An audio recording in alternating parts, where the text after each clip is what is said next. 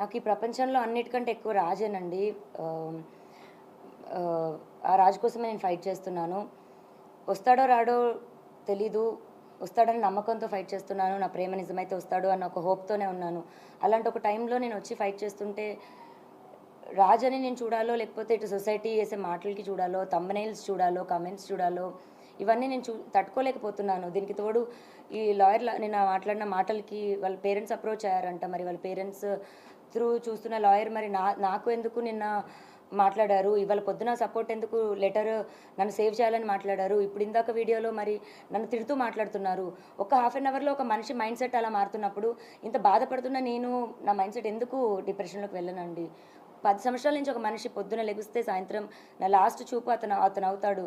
ఇంట్లో ఎంటీ ఇల్లు అయింది నా హౌస్. ఫస్ట్ కంప్లైంట్లో మీరు రాజ్ తరుణ్ పైన చర్యలు తీసుకోకుండా తను నాతో కలిసి ఉంటే చాలు అని అన్నారు. సెకండ్ కంప్లైంట్లో తను నన్ను ఇల్లీగల్గా ఇట్లా వాడుకుని వదిలేశాడు అంటున్నారు. ఇప్పుడు కూడా మీరు రాజ్ తరుణ్తో కలిసి ఉండాలని అంటున్నారు, మళ్ళీ పోలీస్ కేసులు పెడతా ఉన్నారు. కలిసి ఉండాలని పోలీస్ కేసు పెట్టడం కాదండి. పోలీస్ కేసు ఫస్ట్ నేను మాల్వి మల్హోత్రా అని వాళ్ళ తమ్ముడి పైన పెట్టాను. నన్ను బెదిరించారు. అది కూడా ఇంకా కంప్లైంట్ ఒక్కసారికి రాలేదండి. ఇప్పుడు వాళ్ళు ఉన్న 6 మంత్స్ అంటే నాకు విషయం తెలిసిన 6 నెలల తర్వాత ఇంకా నేను భరించలేక బయటికి రావడం జరిగింది. ఆ స్టేజెస్ ఎలా దాటిందంటే ఇంకా లాస్ట్ మాకు తిండి కావాలని అడిగితే అతనికి ఫోన్ చేస్తే ఆవిడ ఎత్తడం కానీ, మా పరిస్థితి మేము చెప్తే ఆవిడ వెయ్యమని చెప్తే అతను డబ్బులు వేయడం, అది ఇంకా పీక్స్కి వెళ్ళిపోయింది. ఇప్పుడు మీ అందరికీ నేను ఓపెన్గా ఎక్స్ప్లెయిన్ చేయాలంటే రోజుకో విషయం బయటకు వస్తుంది. ఆ బయటకు వచ్చిన విషయం కూడా రోజుకొక ట్విస్ట్ అని మీరు వేస్తుంటారు. ఇది ఒక్క రోజుది కాదండి, సంసారంలో ఇంకా అందరికీ జరిగినట్టే జరుగుతాయి. అండ్ ఆ మనిషి కావాలి అని అడిగాను నేను, అంతే. ఇప్పుడు పలానా రాజ్ తరుణ్ పైన కంప్లైంట్ పెట్టాలనలేదు, మాల్వి మల్హోత్రా పైన వాళ్ళ తమ్ముడి పైన పెట్టాను. వాళ్ళిద్దరితో నీకేం సంబంధం అన్న దగ్గర అఫ్కోర్స్ రాజ్ పేరు చెప్పాలి. అలా అక్కడ రాజ్ తరుణ్ పేరు అనేది వచ్చింది, కానీ రాజ్ తరుణ్ పైన కంప్లైంట్ పెట్టాలని నేను అనుకోలేదు. అది ఫస్ట్ కంప్లైంట్ పెట్టినప్పుడు అది రాసిచ్చాను. ఆ రాసిచ్చిన దాంట్లోని మాల్వి మల్హోత్రా చార్ట్ చూపించి రాసిచ్చాను నేను. అలాగే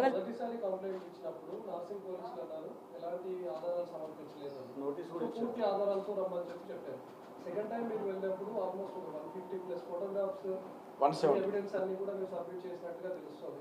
ఇప్పుడు నార్సింగ్ పోలీసులు ఏ విధంగా వ్యవహరిస్తున్నారు? రాజ్ తరుణ్ని కాంటాక్ట్ అవుతున్నామని ఏమైనా చెప్తున్నారా? రాజ్ తరుణ్ పైన కేసెస్ పెట్టామని ఏమైనా చెప్తున్నారా? రాజ్ తరుణ్ని అందులో తీసుకుంటామని అసలు నార్సింగ్ పోలీసులు ఏం చెప్తున్నారు? నేను ఫస్ట్ కంప్లైంట్ పెట్టినప్పటికీ ఈవినింగ్ 7-8 అయిపోయిందండి. సో నాకు రిసిప్ట్ ఇవ్వడం కానీ అవేమీ జరగలేదు. అఫీషియల్గా నేను రిసిప్ట్ కలెక్ట్ చేసుకున్నాక పోనీ ఎఫ్ఐఆర్ అన్నది దానికో ఎవిడెన్స్లు అన్నది ఇస్తాము. రెండో రోజుకి తెల్లారుజాము నుంచి మీడియాలో ఎలా వచ్చిందో మీ అందరికీ తెలుసు.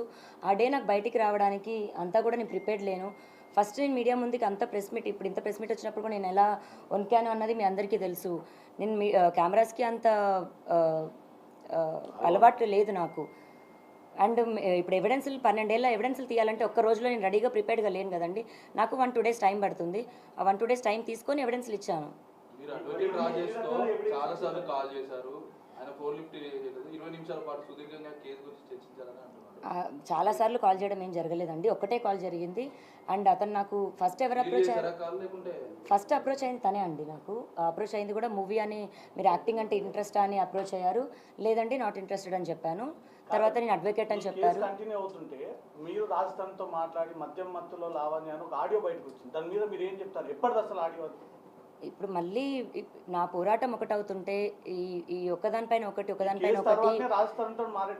లేదండి. అది లాస్ట్ ఇయర్ సెప్టెంబర్ దండి ఆడియో. అది ఆ లాస్ట్ ఇయర్ సెప్టెంబర్ నుంచే నేను మెంటల్గా ఇల్లని ప్రూవ్ చేయాలి అని ట్రై చేస్తున్న టైంలోని 3 రోజులు నాతో అతను చేసిన ఏదైతే బిహేవియర్ ఉందో అప్పుడు నేను ఇంకా తట్టుకోలేక బర్స్ట్ అయ్యి నేను రియాక్ట్ అయ్యి నేను అలా అతను నాకు చేసిన బిహేవియర్కి నేను తిరిగి ఇచ్చింది. ఈ బొర్ర పగిలిన ఇన్సిడెంట్ తర్వాత కాలేదు.